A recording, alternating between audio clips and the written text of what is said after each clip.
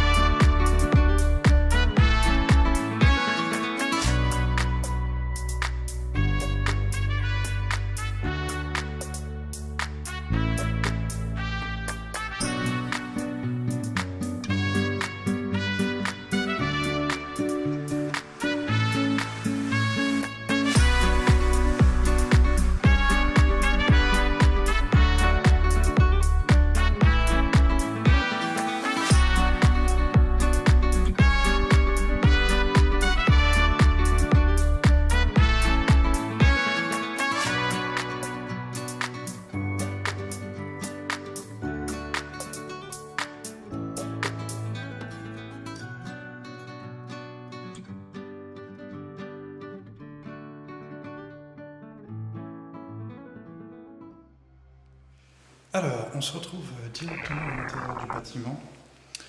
Il faut que j'explique pourquoi j'ai ça en partie ventrale et pourquoi je chuchote.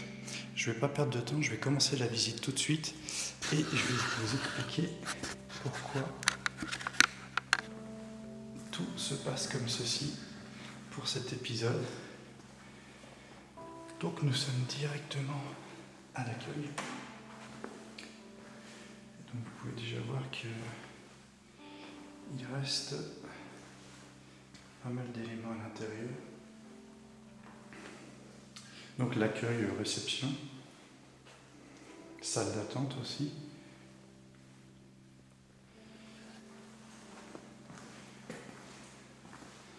Je vous raconterai un petit peu ce qui s'est passé concernant cet épisode pendant qu'on visitera les couloirs. Donc ça devait être la partie pour les enfants. Avec le coffre à jouer. On va tresser un peu la caméra, un peu de travers. Pas l'habitude de la porter dans ce sens-là. Mais c'est pas plus mal aussi sur le ventre. Donc vous pouvez déjà remarquer qu'il y a un fauteuil roulant ici. Donc nous repassons devant cette grande partie vitrée, donc qui est très, très voyante. Donc vous avez une poussette aussi ici et un autre fauteuil.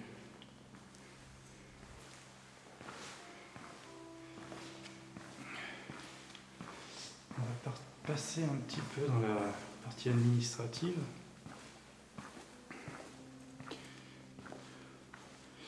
Vous avez un autre fauteuil ici.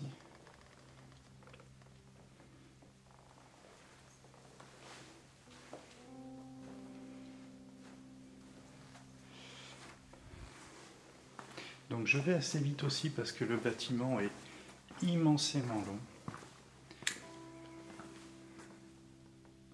Un brancard.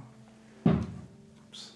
Et donc du coup, oui, c'est pour ça que je porte ce sac en ventral, parce que derrière j'ai mon sac photo. J'ai déjà effectué des photos aujourd'hui dans ce bâtiment.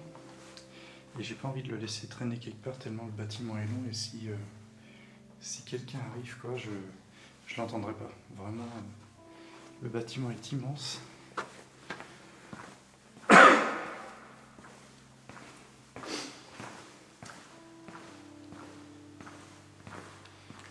un autre fauteuil ici, qui doit coûter une fortune. Bon là, le dossier est cassé, mais ça doit coûter une fortune, quoi.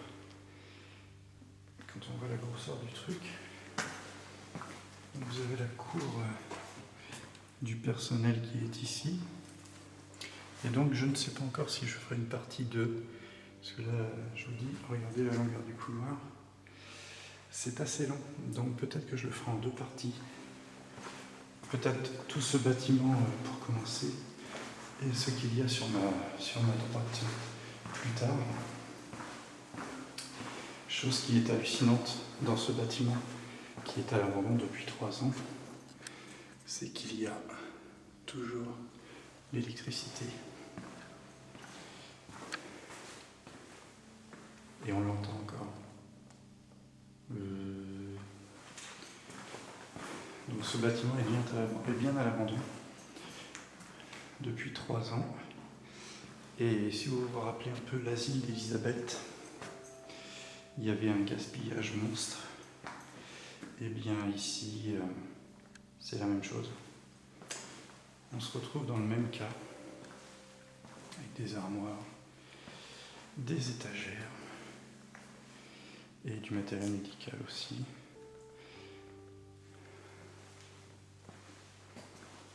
Qui sont en bon état en plus. Hein.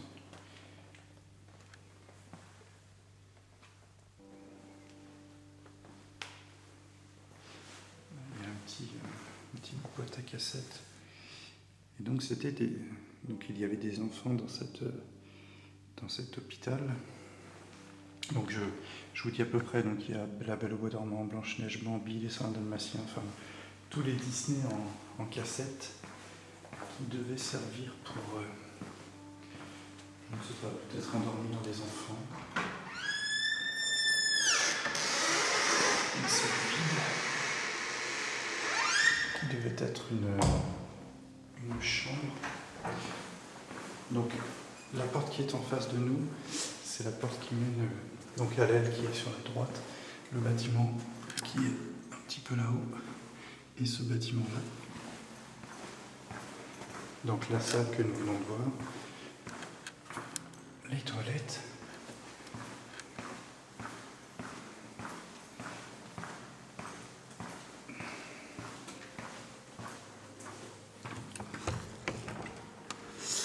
alors je vais t'embêter avec la caméra. Une autre chambre.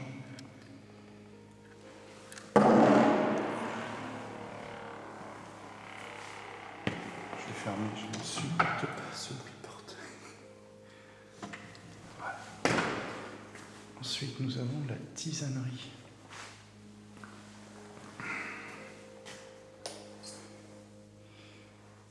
Donc, une tisanerie. Est-ce que ça a un lien avec la tisane? Je ne pense pas. Peut-être, parce que là, il y a du chocolat, de la ricorée, du caramel. Peut-être là qu'on préparait des petits déjeuners.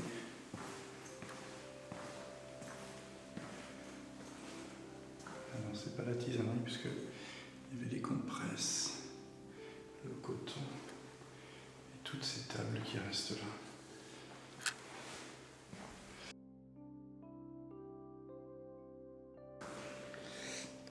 Donc c'est encore des chambres.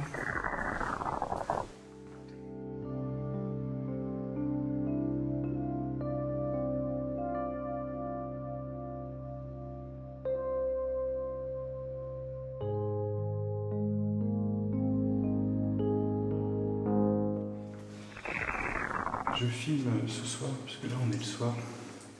Parce qu'en fait, je suis venu ce matin très tôt. Je suis arrivé vers 7h30, donc je comptais tourner l'épisode ce matin. Et donc j'ai commencé par les photos. En ce moment, je commence par les photos et je fais la vidéo après. Parce que je sais que la vidéo me demandera peut-être un peu plus de temps. Parce que maintenant, il y a le drone, je fais des plans de coupe, je fais les timelapses, donc ça demande un petit peu plus de temps. Donc j'étais en train de faire mes photos tranquillement. Et donc j'étais dans le bâtiment qui est tout derrière, qu'on a vu là derrière sur la droite. Et du coup, je ne sais pas s'il sera dans cette partie de l'épisode, on verra. Encore une tisanerie. Ok.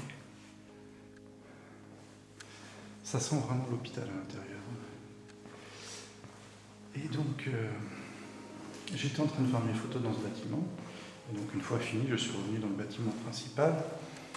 Et par réflexe, je regarde par la fenêtre et vois une voiture de la mairie. Et du coup, tout de suite, coup de flip. Hein. Et puis, sauf qu'il peut. Donc, j'arrive à sortir, à retrouver la Manta, parce que j'étais venu avec la Manta ce matin. Là, je suis venu avec une autre voiture pour plus de discrétion, dirons-nous. Ça va être passé.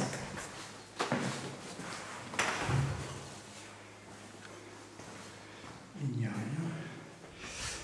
Et donc, ce matin, dans la précipitation, donc j'avais mis ce sac, le petit sac caméra. J'avais mis le sac caméra derrière une porte à l'entrée au niveau de l'accueil. Parce que c'est vrai que j'allais pas me le trimballer sur tout le bâtiment. Déjà, vous voyez, on en a fait un bon paquet là. Alors, compresseur de matelas, salle de plâtre. Et oui, c'est vrai qu'il y avait ici des tétraplégiques, il y avait de très lourds handicapés. Donc peut-être refaire les plâtres assez souvent. Et donc j'arrive à ma voiture et puis finalement, l'employé de mairie me voit, vient discuter. Bon, je lui explique que je fais une petite randonnée dans le coin et puis je m'en vais, voilà.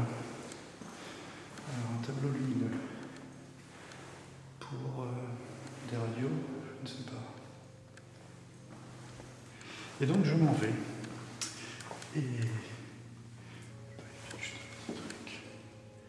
Et donc sur la route, j'étais déjà assez loin, je me rends compte que le petit sac qui est ici est resté au préventorium. Donc ça m'embêtait beaucoup. Du coup, j'ai pris un petit peu mon courage dans la journée et je me suis dit, il faut que j'y retourne, il faut que je récupère absolument mon sac. J'en ai absolument besoin. Après, à savoir, est-ce que je reste sur place, c'est-à-dire je récupère mon sac et je me casse, ou je récupère mon sac, je termine mon shooting photo, ou troisième option, je tourne mon épisode comme prévu. Donc pour le moment, si vous êtes là et si vous voyez ça, c'est que je tourne l'épisode comme prévu, avec une grosse appréhension quand même. Je vous dis pas, je suis pas spécialement rassuré. Donc de la déco très enfantine, forcément. Et moi, ce qui me surprend dans ce bâtiment, bon, même si c'est vrai que c'était des enfants handicapés, c'est la grandeur des chambres et le peu d'intimité en fait. Je me doute bien que ces enfants ont des difficultés pour se déplacer, mais un petit peu d'intimité ne fait pas de mal, quoi. Imaginez, voilà, dans cette chambre, donc il y a 1, 2, 3, 4, 5, 6, 7, 8, 9, 10, allez, imaginons 10 lits dans cette chambre, 10 enfants qui vivent tous là. Bon, ce sont des enfants, mais quand même, c'est un peu bizarre. Après, peut-être que c'est comme ça dans les autres établissements. Hein. Je ne porte pas de jugement ou quoi que ce soit. Je fais juste un constat. Peut-être que des personnes travaillant dans ce milieu médical pourront me renseigner dans les commentaires et ce serait vraiment sympa puisque voilà, les bâtiments que je visite, à moins qu'un jour je visite une imprimerie abandonnée qui est dans le domaine dans lequel j'ai fait mes études et donc que je connais un petit peu. Donc au bout il n'y a rien. Au bout de ce couloir il n'y a rien. On est arrivé au bout du bâtiment. Et ça fait juste 12 minutes et ben on va continuer de ce côté-ci. Est-ce qu'il y a une porte ouverte là pour vous montrer un petit peu la longueur.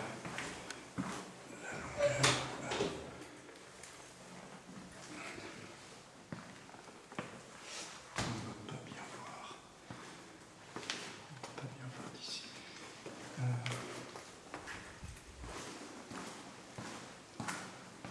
Il y a d'ouvert ici.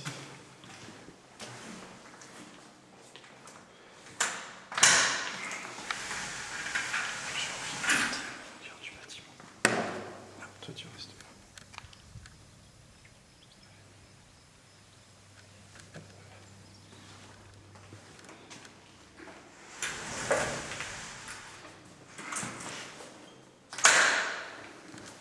Il fait extrêmement chaud dans cette partie. Ouf. Je pense que les gouttes de sueur doivent apparaître au fur et à mesure que j'avance dans la vidéo. Je vais passer par là, ça évitera de toucher les portes battantes.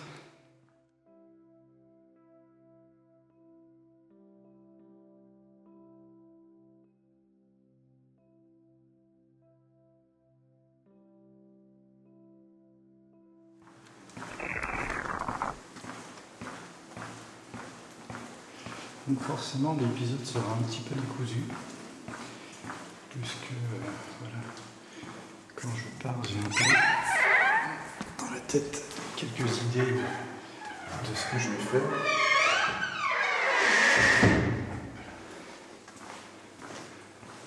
Alors la salle à manger est fermée, mais par contre la salle de balnéo est ouverte. Et je vous montre balnéothérapie. Et il doit faire une chaleur infernale. Et vous avez cette immense baignoire.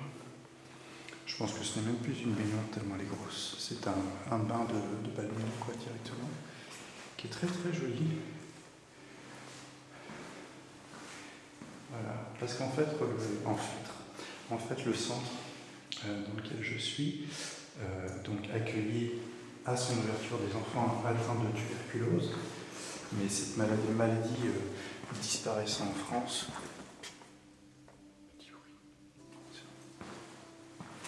Disparaissant en France, le centre s'est adapté et aujourd'hui a accueilli jusqu'en 2015 des enfants donc fortement et lourdement handicapés et un centre de balnéo donc, qui a ouvert. Il y a des bruits dans ce bâtiment.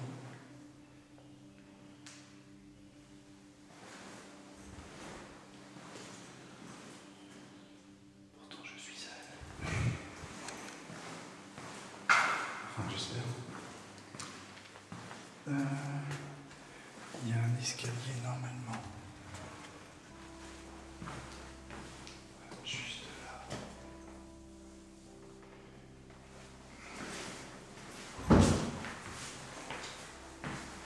Là sur ma gauche il y a une porte.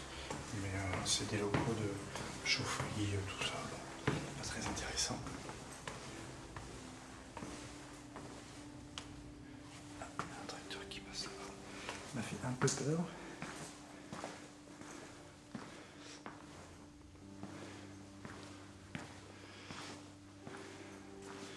Il y a des choses qui ont changé par rapport à ce matin. Et donc je vais éviter de sortir, de passer là en fait. Ce matin j'étais dans ce bâtiment. Quand le monsieur est arrivé, je me suis fait peur dans le miroir. Et il n'y avait pas les tuiles qui sont juste devant, en fait il y a des tuiles. Je préfère être méfiant, on ne sait jamais. Apparemment le monsieur de la ville qui est venu me voir ce matin me disait que le bâtiment avait été dégradé dans le week-end. Je veux dire, ce morceau de verre, quand je suis venu la semaine dernière, il était déjà là. Les vestiaires, hein. Très très chaud. Donc on sait jamais, ça peut être... monsieur peut avoir prévenu la gendarmerie pour qu'ils viennent faire des rondes un peu plus fréquentes dans ce lieu particulier ici. Et donc pour vous expliquer ce qu'il y a dans le bâtiment qui est au fond là-bas, donc c'est là que j'ai terminé mon shooting ce matin avant de partir. C'est blindé, mais vraiment blindé de... Sympa cette pièce. De télé, on se prive de rien. Il y a un PC là-bas, il y a des clés, sûrement les clés des bâtiments, des écrans, lecteurs DVD. Donc c'était la salle de repos des infirmiers. Et le bureau, peut-être pas le bureau du directeur, mais en tout cas il y a un vestiaire, donc, enfin un casier plutôt, et des petits monstres.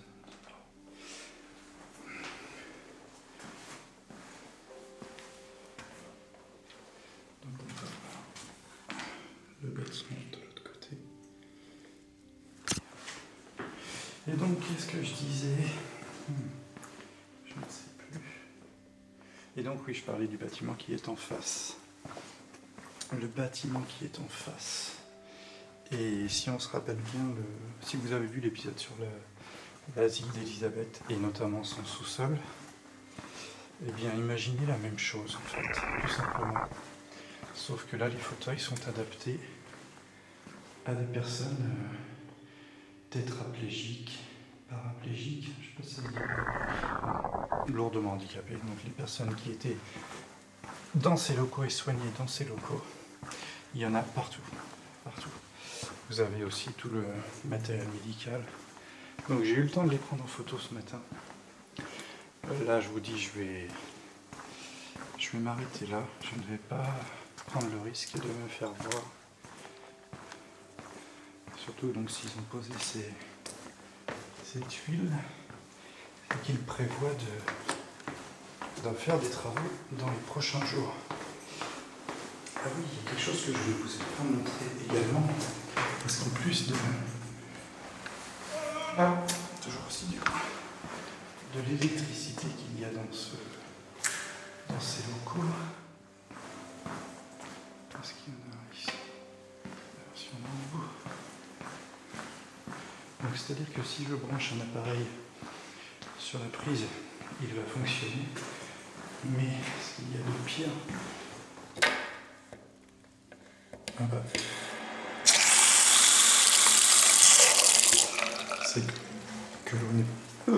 c'est que l'eau n'est pas coupée. Elle est horrible. Je ne sais pas si vous allez la voir. Il y a une araignée énorme. Donc voilà. On va faire la conclusion de ce lieu hallucinant. On va porter ça par là. Et donc on revient à l'accueil. Donc voilà, je m'excuse un peu si l'épisode est un peu charcuté, parce que c'est vrai que ce matin, bon, je suis venu avec la Manta, mais je ne l'avais pas ce soir. La Manta n'est pas très discrète comme voiture. Donc j'espère tout de même que la visite vous a plu, malgré toujours ce problème d'un peu honteux de tout ce matériel qui traîne dans ces locaux et qui pourrait servir ailleurs, peut-être pas en France, mais dans d'autres pays un peu moins développés.